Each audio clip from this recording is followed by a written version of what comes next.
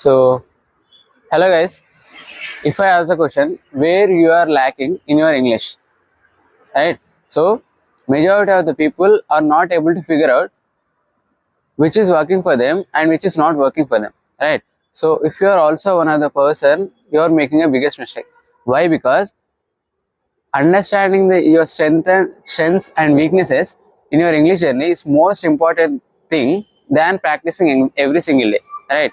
So, in this video, I am going to share some information and beautiful techniques how you can figure out your strengths and weaknesses in your English to practice every single day to achieve fluency in a faster way, right? So just try to watch this video till the end.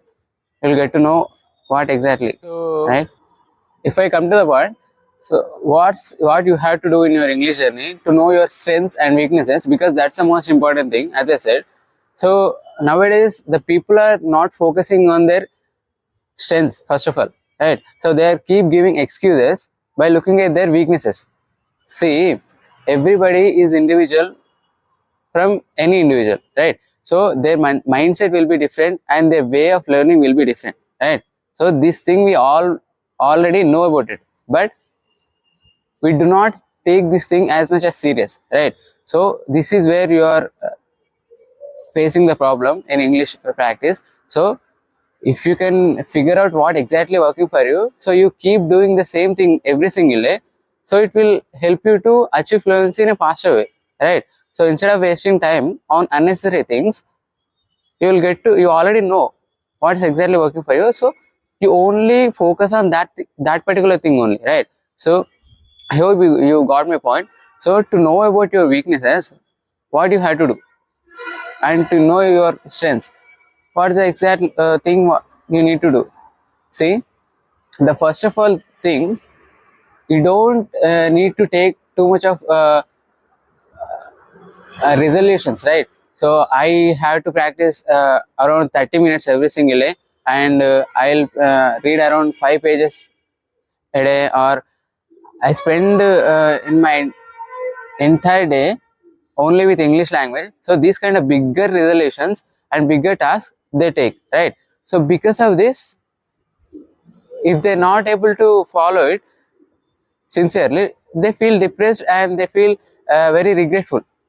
Oh my god, I could not spend at least half of the time with the English language, so how I am gonna achieve fluency in English, right? So in this way they feel like that, right? So how it is, even how does it make sense, right? First of all, so if you take smaller goals and if you try to follow them regularly, then you have to feel some little bit concern about yourself, because even if you don't even if you are not able to practice them every single day, you have to feel regret, right? So taking bigger goals and bigger resolutions and following them regularly, as a beginner it is almost impossible, right? So because you are very new to this language and you don't even know how to understand language, most of the beginners will be like that, right? So if in a stage where you cannot understand English language, so how can you achieve fluency in English, and how can you expect I spend a lot of time with this language? So please do not take this much of bigger resolutions in your English. So, I hope you got my point. What I mean to say is, just don't take bigger resolutions at your starting days, because as a beginner you have to keep consistent, right? So it's not about the quantity of the time, right? It's about the quality of the time. How much quality time you spend on this particular language, or you're spending on this language every single day, right? So it's not about 1 or 2 days or 1 week or 1 month, right? So it's a continuous learning process in your English journey, right? So if you feel like I spent around 1 month or 1.5 month, so still I'm not able to speak fluent, how it is even possible, right? So first of all, you should not expect that, right? Why? Because as a language, so there will be always something new to learn, right? So it's like an ocean. So each and every day you have to be ready to learn something new in that particular language. It's not applicable only for English, right? So in any kind of field and in any kind of learning process, it will be there, right? So if you feel like I know everything, you are making a blunder mistake. Yes, it is. So at least from today, don't focus on quantity of the time, right? So it's about the quality of the time. So how much quality time you are spending, even if you speak at least 10 to 15 minutes in a day, so it's okay, it's completely okay. But you have to speak with a full of consciousness, and you have to give your 100%, right? So that makes more sense, right? See, here your hobbies should be like, your habits should be like, so you want to do that work again and again to learn English, to practice English every single day, right? So it should not be like, oh my god, should I spend this much of time on this particular language? I'm not able to focus on it. I want to procrastinate this thing for the next working day. So you should not feel like this to practice English, right? So it should be more comfortable to you every single day to practice, right? So it's a because it's a continuous learning process. So you have to feel curious and feel excited about every single day, right? So because it's not about how hard work you are doing, right? So it's about how smartly you are learning this language. It's matter the most, right? So if you can understand that, you can easily figure out what exactly working for you, right? So just stop wasting your time and on unnecessary things which is not even working, which is not even adding at least 1% value to your English fluency, right? So just don't focus on it. Just move to the next one and try new things every single day, and then you can easily figure out what working for you in your English, right? So as a learner, we keep moving when we keep trying. Obviously, new ideas will come, new thoughts will come. So yeah, okay, if this is not working, so what can the other thing will be there, so to which work for you, right? So you need to think in that way, right?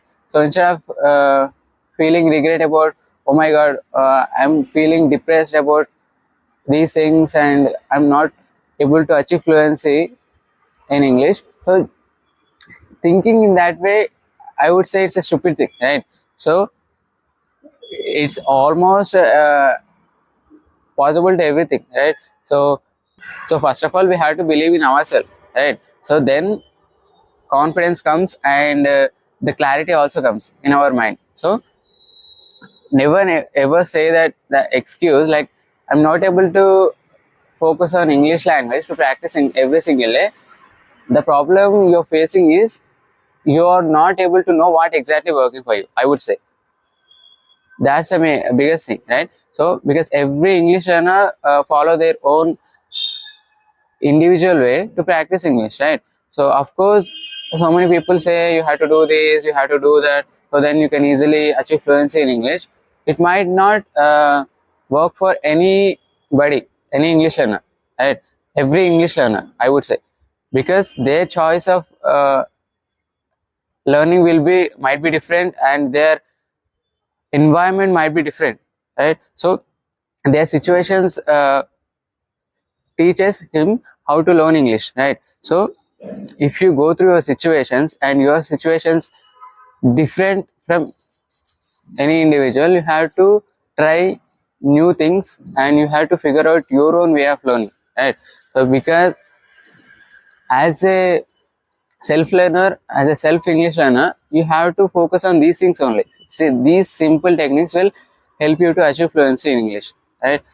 So I hope you got my point. What I mean to say is, so if you go to any coaching center, any institutions, they might find your uh, weaknesses and strengths. But as a self learner, we have to figure out ourselves only, right? So then only we can able to achieve fluency in a faster way, right? I hope you got my point. So at least from today, just don't spend your time on unnecessary things by following them, and by feeling very lazy and by feeling very procrastinate towards those habits, right? So if you are not feeling happy while they're while following them, and if you're not feeling excitement while following those habits, So just leave them, just move to the next one, right?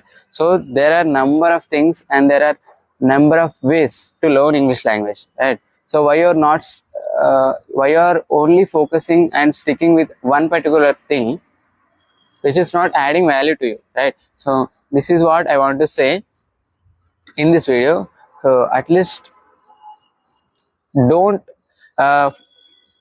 even if you don't know about your strengths, at least remove your weaknesses and focus on your weaknesses.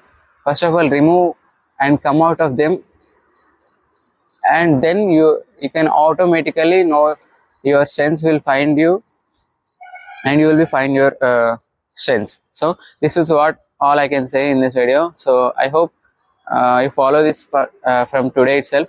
So if you like this video, just try to like, share and subscribe, and I'll see you in the next video. Till then, keep learning, keep practicing, and never stop speaking. Okay.